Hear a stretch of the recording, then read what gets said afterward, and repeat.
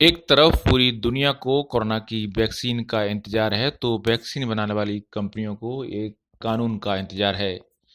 जी हाँ, दुनिया के सबसे बड़े वैक्सीन निर्माता सीरम इंस्टीट्यूट ने केंद्र सरकार से एक खास कानून की मांग की है।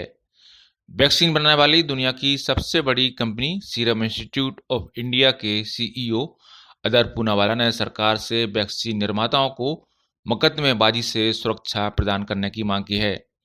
पूनावाला ने कहा कि सरकार को इसके लिए एक कानून बनाना चाहिए ताकि कंपनियां वैक्सीन बनाने पर ध्यान दें, ना कि मुकदमेबाजी में उलझी रहें। पूनावाला ने वैक्सीन निर्माण को लेकर चुनौतियों पर वर्चुअल पैनल चर्चा में यह बात कही है। उन्होंने कहा कि वैक्सीन निर्माता इस संबंध में सरकार को प्रस्ताव भेजने वाले हैं। उन्होंने आशंका जताई कि वैक्सीन के दुष्परिणाम पर वैक्सीन निर्माताओं के खिलाफ मुकदमेबाजी हो सकती है। ऐसे में सरकार को कंपनियों की सुरक्षा के लिए कानून लाना चाहिए।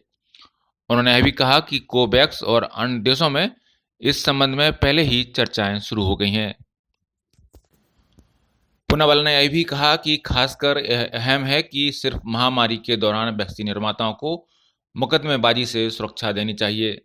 अगर वैक्सीन के किसी बुरे असर का दावा किया जाता है तो मीडिया में उसे बड़ा चढ़ाकर दिखाया जाता है, तो लोगों में भी वैक्सीन लगवाने को लेकर डर पैदा होगा और वैक्सीन निर्माता भी दिवालिया हो जाएंगे या फिर पूरे दिन मुकदमेबाजी से निपटने और मीडिया को सफाई देने में ही व्यस्त रहेंगे। उन्होंने अमेरिका का उदाहरण भी दिया, जहां महामारी के दौरान वैक्सीन निर्माताओं को गंभीर विपरीत असर को लेकर मुकदमों से सुरक्षा प्रदान की गई है।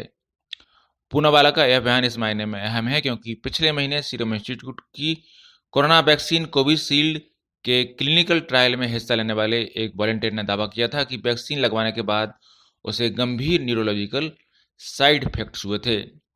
उसने इसके लिए सीरम इंस्टीट्यूट और अन्य को 5 करोड़ रुपए के मुआवजे की मांग वाला कानूनी नोटिस भी भेजा था और ट्रायल रुकवाने की भी कोशिश की थी। सीरम इंस्टीट्यूट ने इन आरोपों को खारिज किया था। सीरम ने कहा था कि यह स्पष्ट है कि इस तरह की दुर्भावनापूर्ण जानकारी को फैलाना का मकसद गलत है। सीरम ने केस करने की धमकी दी थी और 100 करोड़ रुपए का मुआवजा मांगने की बात भी कही थी। आपको बता दें कि इन दिनों सरकार की ओर से देश भर में वैक्सीनेशन की तैयारी की जा रही है। इसी संबंध में अदर पूनावाला ने यह मांग उठाई है। सरकार के मुताबिक शुरुआती चरण में हेल्थ केयर और फ्रंटलाइन वर्कर्स को टीके लगाएंगे। अगर पर्याप्त डोज उपलब्ध हुई तो शुरू में ही 50 साल से ज़्यादा उम्र वालों को भी टीका लग सकता है। रजिस्ट्रेशन ऑनलाइन होगा और इसे अनिवार्य करने के पीछे मंशा यह है कि टीकाकरण अभियान को आसानी से ट्रैक किया जा सके। इसके लिए एक खास ऐप डेवलप किया गया है जिसमें सारा डाटा फीड होगा। इससे यह भी पता लग सकेगा कि आपको पहली डोज मिली है या दूसरी। 2 डोज का शेड्यूल पूरा करने के बाद भी एसएमएस अलर्ट आएगा। रजिस्ट्रेशन की व्यवस्था ऑनलाइन की गई है। सरकार इसके लिए वेब पोर्टल और ऐप भी लॉन्च कर रही है। रजिस्ट्रेशन में एक फॉर्म होगा जिसमें नाम, पता, उम्र, मेडिकल हिस्ट्री जैसी जानकारियां पूछी जाएंगी। सारा डेटा फीड करने के बाद आपको एक फोटो पहचान पत्र का चुनाव करना होगा जिसके वेरिफिकेशन के लिए इस्तेमाल किया जाएगा। जब आप टीकाकरण केंद्र पर जाएंगे तो डोज देने से पहले आपको इसी आईडी से मिलान किया जाएगा।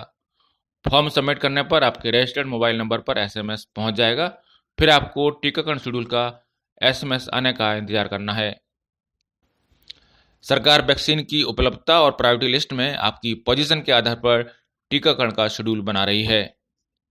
इस तरह आपको मोबाइल पर एसएमएस भेजकर बताया जाएगा कि टीका कहां और कब लगेगा। बिना रजिस्ट्रेशन के किसी प्रकार का कोई टीका नहीं लग सकेगा। ब्यूरो रिपोर्ट, पत्रिका टीवी।